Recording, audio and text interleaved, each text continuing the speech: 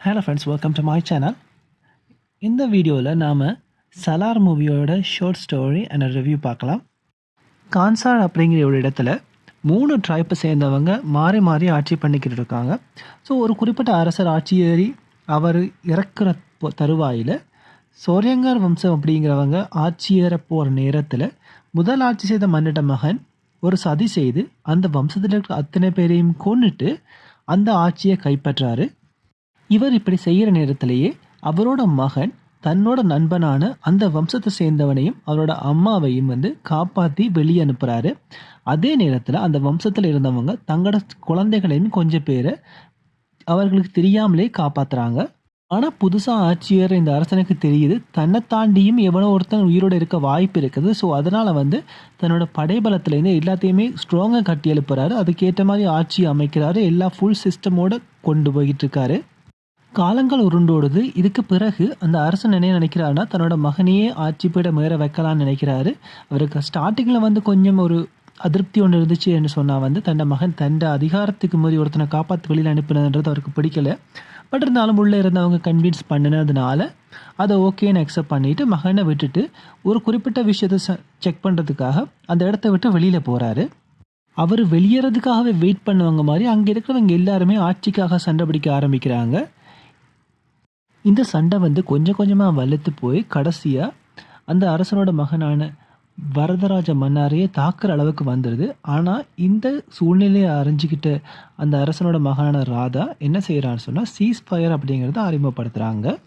அது மூலமாக யாரும் யாரோடையும் சண்டை பிடிக்கக்கூடாது, எந்த விதமான அசம்பாவிதமும் நடக்கக்கூடாது அப்படின்றத தீர்மானமாக சொல்கிறா. ஆனாலுமே இந்த சீஸ்ஃபயருக்கு எதிராக ஒரு வாக்கெடுப்பு நடத்தி நாம் அதை இல்லாமல் பண்ணிவிட்டு திரும்பவும் சண்டை பிடிக்க போகிறோம் அப்படிங்கிறத தீர்மானமாக சொல்லிட்டு எல்லாருமே அங்கேருந்து கிளம்புறாங்க. சீஸ்ஃபயர் தானதுக்கு அப்புறமா பெரும் ஒரு சண்டை வரும் அப்படிங்கிறதுனால எல்லா குரூப்புமே தங்களுக்கு தேவையான ஆயுதங்களில் இருந்து படைகளில் இருந்து எல்லாத்தையுமே வலுவாக திரட்ட ஆரம்பிக்கிறாங்க. ஆனால் இந்த வரதராஜர் இவன் மட்டும் எதுவுமே செய்யலை. அப்போ அவனை சுற்றி இருக்கிறவங்க ரொம்பவே பயப்படுறாங்க. அவனோட தம்பியிலேருந்து எல்லாருமே ரொம்ப பயப்படுறதுனால சரி ஒருத்தனை நான் கூட்டிக்கிட்டு வரேன் அப்படின்னு சொல்லிட்டு வெளிக்கிட்டு போகிறான்னு. வெளிக்கிட்டு போன பரதராஜ எங்கே போகிறாரு அப்படின்னு சொன்னால் தான் முதல்ல காப்பாற்றினா அந்த தேவாவை மீட் பண்ண போகிறாரு. தேவா முதல்ல வெளிக்கிடும் போது சொல்லியிருப்பான், எந்த பிரச்சனையாக இருந்தாலும் நீ கூப்பிட்டேன்னா கண்டிப்பாக நான் திரும்ப வருவேன் அப்படின்னு சொல்லியிருப்பான். ஸோ அதனால் அவனையும் மீட் பண்ண போகிறாரு. அங்கேருந்து அவனை அம்மா தடுத்தாலும் தங்களை முதல்ல இவன் காப்பாற்றினா அப்படிங்கிற ஒரு ரீசனாலேயே தன்னோட மகனை அனுப்பி வைக்கிறாங்க. ஸோ ஒத்தை ஆளாக கூட்டிகிட்டு வராரு. கூட்டிக்கிட்டு வந்தவர் தன்னோட நண்பன் தேவாட்ட சொல்கிறாரு, நான் உன்னை என்னை காப்பாற்றுறதுக்காகவோ என்னை அவமானப்படுத்துகிறாங்க அப்படிங்கிறதுக்காக உன்னை கூட்டிக்கிட்டு வரல. நான் உன்னை கூட்டிக்கிட்டு வந்தது என்னோடய தம்பியை மட்டும் நீ பாதுகாத்தா போதும் அப்படிங்கிறது தான் அவனுக்கு கொடுக்குற ஒரே ஒரு ரிக்வெஸ்ட். ஆனால் இந்த வரதராஜ மன்னருக்கு தெரியும் தன்னோட நண்பனை தன்னால் கண்ட்ரோல் பண்ணவே முடியாது. அவன் நினச்சிட்டான்னா ஒரு விஷயத்தை செய்யணும்னு முடிவு பண்ணிட்டான்னா எவனாலையும் அவனை தடுக்கவும் முடியாது. அவன் எப்படி அட்டாக் பண்ணுறான்றது யாராலையும் புரிஞ்சிக்கவும் முடியாது அப்படிங்கிறது அவர் 100% உணர்ந்திருந்தார். ஸோ அதனாலேயே எங்கெல்லாம் பிரச்சனை வருதோ எங்கெல்லாம் தனக்கு அவமானம் வருதோ அந்த இடங்களில் தேவா இல்லாமல் பார்த்துக்க ட்ரை பண்ணுறாரு. ஏன்னா தேவாமே வரதராஜ மன்னருக்கு ரொம்ப க்ளோஸ் ஃப்ரெண்டாக இருக்கார். அவனுக்கு என்ன நடந்தாலுமே அதை எதிர்த்து தட்டி கேட்கணும் அப்படிங்கிற அளவுக்கு அவரோட பெர்ஃபார்மன்ஸ் போய்கிட்டு இருக்கு. ஸோ அதனால் முடிஞ்ச அளவுக்கு அவனை பிரச்சனைலேருந்து தூரமாகவே வச்சுக்கிட்டு ட்ரை பண்ணிக்கிட்டே இருக்கார். ஆனால் ஒரு நாள் மிஸ்கம்யூனிகேஷன் மூலமாக ஒரு குறிப்பிட்ட இடத்துல நடக்கிற ஒரு தவறை தட்டி கேட்குற அளவுக்கு இல்லாமல் இவங்க வெயிட் பண்ணிகிட்டு இருக்கும்போது அந்த இடத்துக்கு தேவா வந்துடுறாரு. வந்த தேவாவுக்கு அந்த இடத்துல நடக்கிற அந்த விஷயம் சுத்தமாக பிடிக்காதனால அது அவனுக்கு ஆத்திரத்தை போட்டு அங்கே இருந்த அத்தனை பேருமே கொடூரமாக கொன்னுடுறாரு. இந்த விஷயத்தால் வரதராஜ மன்னாரையும் தேவாவையும் அரெஸ்ட் பண்ணி வச்சிடறாங்க. உள்ளுக்கு வச்சுட்டு அவனுக்கு என்ன தீர்ப்பு வழங்கலாம் அப்படின்னு பாதிக்கப்பட்டவனோட அப்பாவை கேட்கும்போது அவர் யாரை அட்டாக் பண்ணுறான்னு கன்ஃபியூஷனில் வரதராஜ மன்னரை அட்டாக் பண்ண போகும்போது இந்த தேவா நடுவில் போந்து அவரையும் கொண்டுறாரு. ஸோ இப்போ பிரச்சனை இன்னுமே ரொம்ப சீரியஸாக போயிடுச்சு. இந்த கேப்புக்குள்ளே திரும்ப அவங்கள ஜெயிலே போட்டுடுறாங்க. போட்ட கேப்பில் அதுக்கூடயே சீஸ் ஃபயரை எடுக்கலாமா வேணாமா அப்படிங்கிற வாக்கெடுப்பு நடக்கிற நாளும் வரும்போது வரதராஜ மன்னரோட ஸ்டெப் பிரதர், அதாவது அண்ணன் டைப்பில் இருக்கிற ஒருத்தர் சொல்கிறாரு நீ இந்த சீஸ் ஃபயரை எடுக்கணும் அப்படிங்கிறதுக்கு வாக்கு போடுன்னு. ஆனால் அவரோட அக்கா சொல்கிறா, அதாவது ருத்ரா சொல்கிறா ராதா சொல்கிறா நீ அதை அப்படியே கண்டினியூ பண்ணுறதுக்காக வாக்கு போடணும் அப்படின்னு சொல்கிறாரு. இந்த கேப்புக்குள்ளே அவனோட அப்பாவும் இன்னும் ரிட்டர்ன் வரல. ஸோ இவனோட வாக்கெடுப்பு முக்கியமானது ஆகலாம் அப்படிங்கிற ஒரு சிச்சுவேஷனில் அங்கே போய்கிட்டு இருக்கு.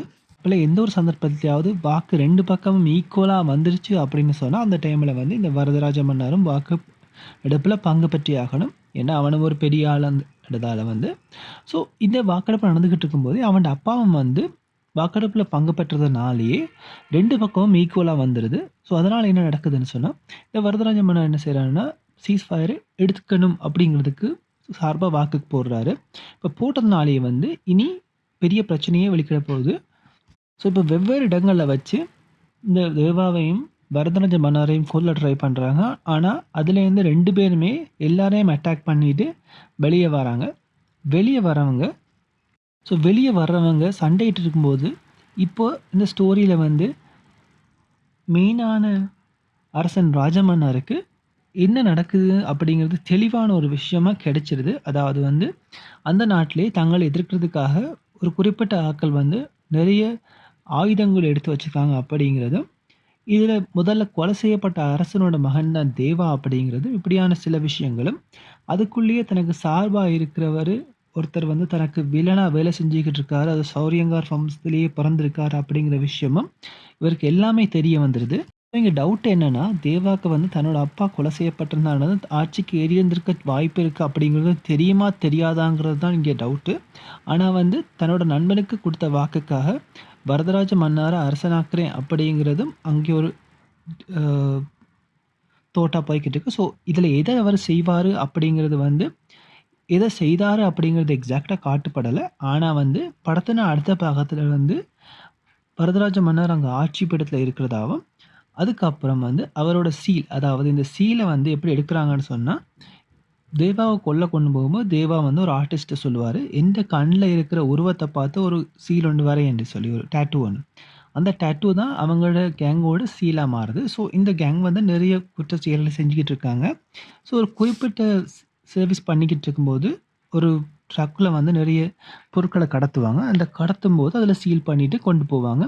அதே நேரம் தான் ஸ்ருதிகாசனம் வந்து ஃபாரின்லேருந்து ரிட்டர்ன் வருவாங்க. ரிட்டர்ன் வர்றவங்க வந்து இந்த கேங்கோட ஏதோ ஒரு பிரச்சனை, அதாவது வந்து இந்த ஆட்சி பீடத்தை வந்து தேவா வந்து வரதராஜ மன்னருக்கு எடுத்து கொடுக்குற அந்த கெப்பில் நடந்த அந்த விஷயத்தினால அதில் சம்பந்தப்பட்ட ஒருத்தர்கிட்ட மகள் தான் ஸ்ருதிகாசன்.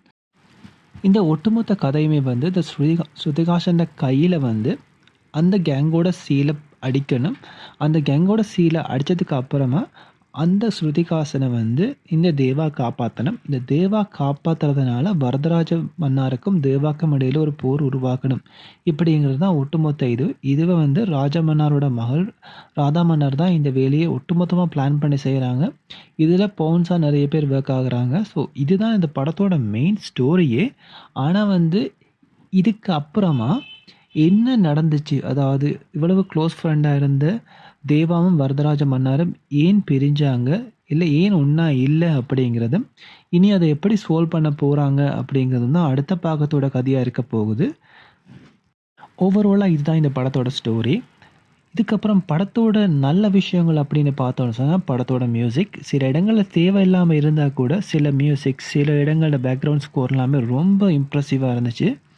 அதாவது வந்து அந்த ஃபீலை வந்து எக்ஸாக்டாக கடத்தக்கூடியதாக இருந்துச்சு. சில இடங்களில் வந்து ரொம்ப சர்ப்ரைஸாக இருந்துச்சு. சில இடங்களில் வந்து கொஞ்சம் இந்த இடத்துல சரியாக இருந்துச்சு. அந்த மாதிரி ஃபுல் எமோஷனை வந்து அது கடத்துச்சு. ரொம்பவே நல்லா இருந்துச்சு. விஷுவலாக வந்து படம் பார்க்கும்போது அப்படி இருந்துச்சு. இந்த விஷுவலை வந்து நான் எக்ஸ்பெக்ட் பண்ணவே இல்லை. மேபி நான் பார்த்த தியேட்டர் நல்ல தியேட்டராக இருந்ததுனால அப்படி இருக்கலாம். ஆக்டிங் படி சொல்லணும்னா நிறைய ஆக்டர்ஸ் இருக்காங்க. சில பேர் தேவையில்லைன்னு தோணுச்சு, சில பேர் ஓகே. இதில் வந்து பிரபாஸ், பிருத்திவிராஜ் இவங்க எல்லாமே வந்து ரொம்ப பெஸ்ட்டான ஆக்டிங் கொடுத்துருக்காங்க.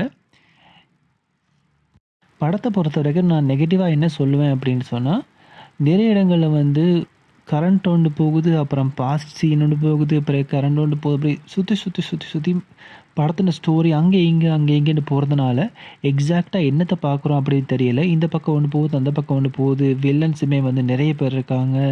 இது யார், அது யார், இவங்க யாருக்கு ரிலேஷன்ஸ் ஒன்றுமே தெரியலை. சும்மா படம் பார்க்குற மாதிரியே இருக்குது. இந்த படத்தோட ஸ்டோரியை நினச்சா கூட ரொம்ப கன்ஃபியூஷனாக இருக்குது.